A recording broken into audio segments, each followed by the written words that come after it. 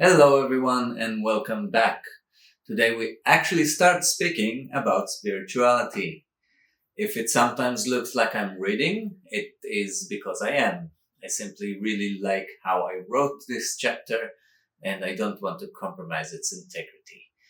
So let's dive in, shall we? What if the spiritual veil isn't some mystical barrier, but just our perception of the everyday?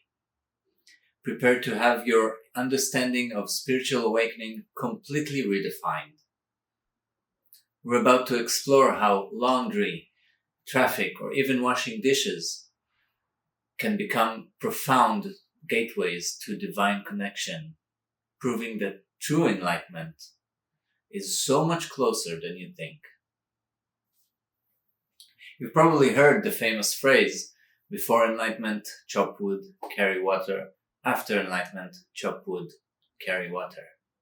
In this video, we're going to unpack what that really means in the modern life and how your daily routines might already be your spiritual practice in disguise. Let's deconstruct the veil.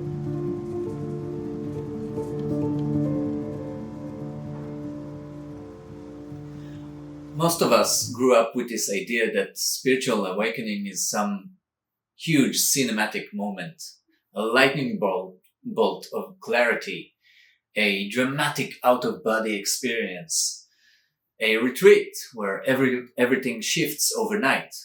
Well, it did in my case, but it doesn't have to be.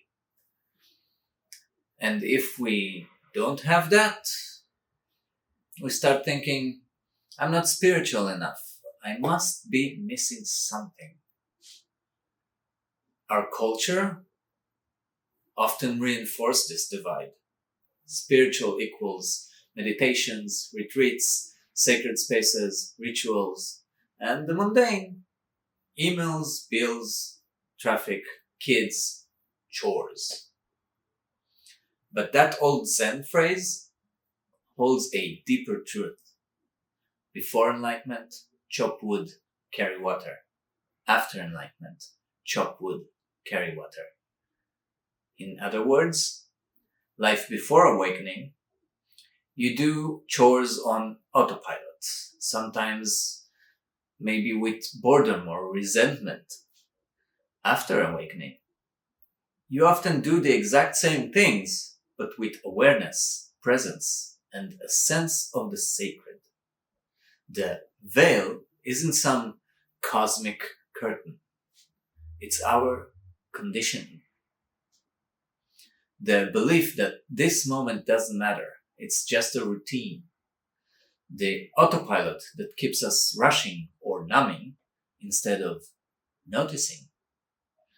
The idea that the divine can only appear in special places with special people. Once you realize that, the veil begins to thin. It's not about escaping chop wood, carry water. It's about waking up inside it. Spiritual awakening isn't always found in incense or chanting.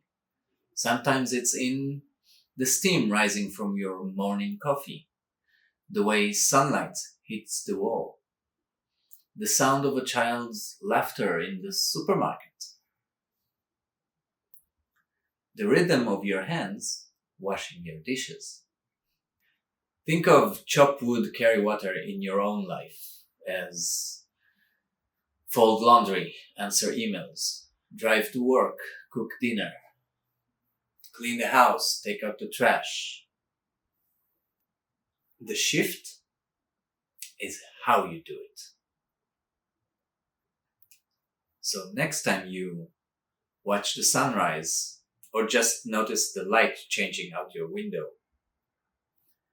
take that first sip of a perfectly made drink. Rinse a plate under warm water. Pause for a moment. Really feel it. Ask yourself, what if this moment is sacred? Gratitude turns tiny moments into portals. Grateful for the warm water in your shower. Grateful for the food you're cooking. Grateful for this body that can move through these tasks. The more you honor these small moments, the more you realize enlightenment isn't about avoiding chopping wood and carrying water. It's about waking up while you do it, being present. And then there are synchronicities.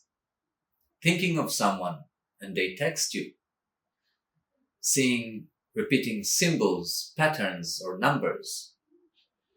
Hearing exactly what you needed in a random conversation or song.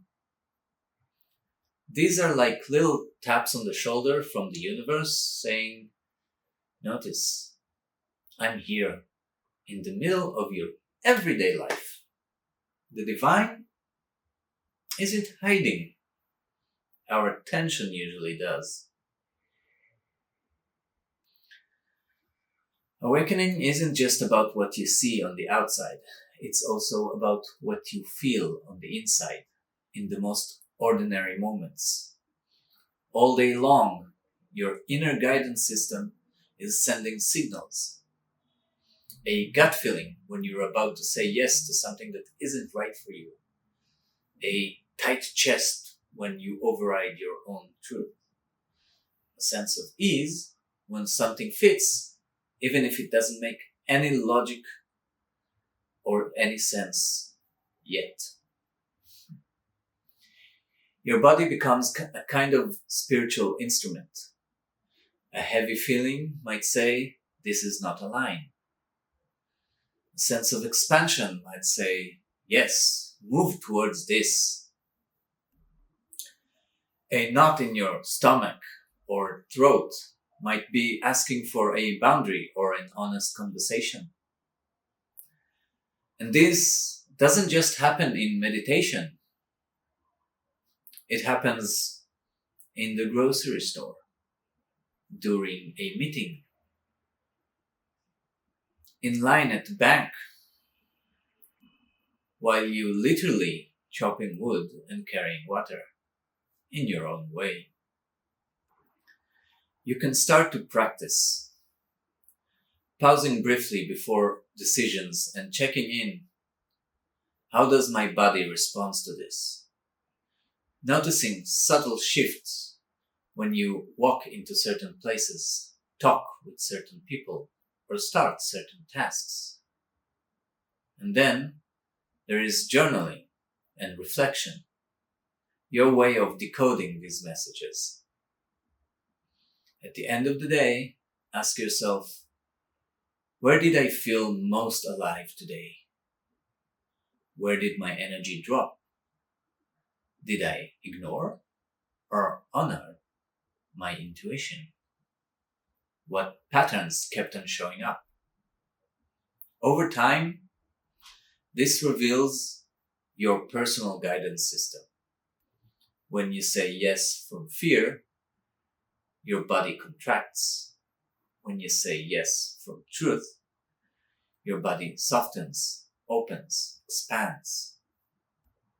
Again, this is awakening through the everyday, through the body that chops wood, carries water, and experiences it all. Spiritual awakening doesn't just happen in silence. It happens in the messy, beautiful arena of relationships. Think about the person who triggers you, the coworker who drains you, the loved one who challenges you, or the complete stranger who surprises you with kindness. They are all mirrors. The person who annoys you might be reflecting a part of yourself you haven't accepted or healed. The person you admire might be reflecting a dormant strength or quality within you. That conflict that keeps repeating might point to a belief or a wound that is ready to be transformed. Next time you're in a challenging interaction, instead of only thinking they are the problem, try asking yourself, what is this moment showing to me about me? What boundary, truth, or healing is being invited here? Every conversation, every argument, every hug, every goodbye, these are all also chop wood, carry water moments of spiritual practice. Practicing genuine empathy, listening more deeply than you speak, recognizing that shared humanity behind someone's behavior. The more you see that we are all learning, hurting, growing, and trying, the more your heart opens. The realization of interconnectedness is a core part of awakening. Not withdrawing from the world, but meeting it with clearer eyes and a softer, stronger heart. So how do you actually live this? How do you move from spiritual ideas to an embodied, awakened way of being? You don't have to change your whole life. You just infuse your current life with presence. Let's go for some examples. Mindful eating. Instead of rushing through meals on your phone, try to slow down. Take a few bites in silence. Notice the taste, the texture, and the miracle of food reaching to your plate. This is chop wood, carry water in your kitchen. You can also try walking meditation on your way to the car, to the office, or to the next room. Feel each step. Let your feet remind you, I am here, now. No mountain monastery is needed, just a hallway. You can also try micropauses during tasks. Before sending an email, doing the laundry, or washing the dishes, take one conscious breath. Ask, how can I show up for this moment with a little more awareness? This is the shift from doing spirituality to being spiritual. Not just meditating and then forgetting, but turning everyday actions into expressions of your awakened presence. And here is the ripple effect.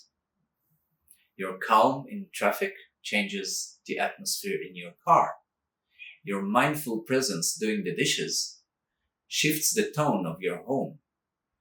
Your grounded responses in conflict create a different pattern for everyone around you. Before enlightenment, chop wood, carry water. After enlightenment, chop wood, carry water. The difference? The difference is who you are while you're doing it. If you take anything from this video, let it be this. Spiritual awakening is not separated from your life. It is your life. Seeing clearly, felt deeply, lived consciously. So here is your invitation. After this video, choose one completely ordinary activity and treat it as a spiritual practice. Let's use some of the examples we already used during this video. Washing dishes, folding laundry, sitting in traffic, making your bed. Slow down. Feel your body. Notice your breath. Ask quietly, if there was no veil, how would I experience this moment? Then come back and share. Comment below and tell me, what everyday activity are you turning into your chop wood, carry water practice? Have you ever had a surprising spiritual insight in the middle of something totally mundane? If this video helped you see your life with new eyes, please like, subscribe, and hit the notification bell so you don't miss on future explorations into spiritual awakening, intuition, and everyday magic. Now, take a deep breath with me. Inhale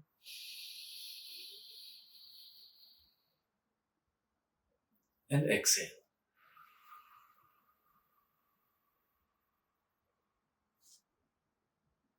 The veil is thinner than you think. Maybe it was never really there at all. I'll see you in the next video. Have a good day.